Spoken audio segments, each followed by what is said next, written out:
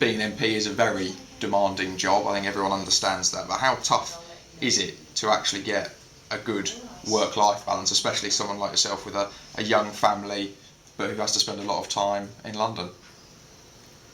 It is very difficult, but then lots of people who are watching this and lots of people who work in Ipswich also have difficult jobs which take a lot of time, and most people have to work out a work-life balance in the way that I do. Sarah is unbelievably understanding, and she is resilient to the stresses of this job, which is not just connected with the time that it takes, which is very, very considerable, but is also resilient to the kind of external pressures of the media scrutiny and the fact that when I'm in Ipswich especially, I'm always on call and you can't escape that.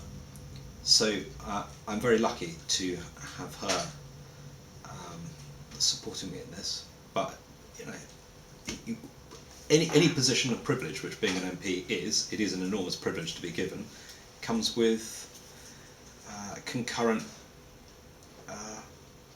difficulties, and that is just part of the package of the job. I have a particular advantage over almost all of my colleagues, which is I represent a town, a place, a remarkable town with its own identity. Most of my colleagues represent a bit of a town or a bit of a county, somewhere which doesn't necessarily cohere. But I am the Member of Parliament for Ipswich, and I'm ferociously proud of that.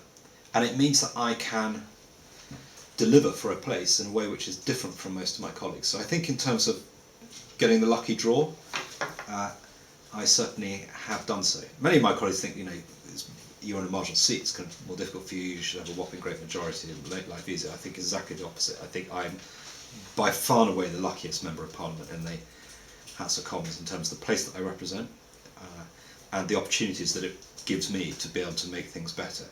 You've been involved in a lot of projects, some very small, some a lot larger, during your time as MP for Ipswich. If you had to pick one thing that you were most proud of being able to accomplish during that time, what do you think it would be? There are individual casework items which I know I have significantly changed someone's quality of life as a result of an intervention.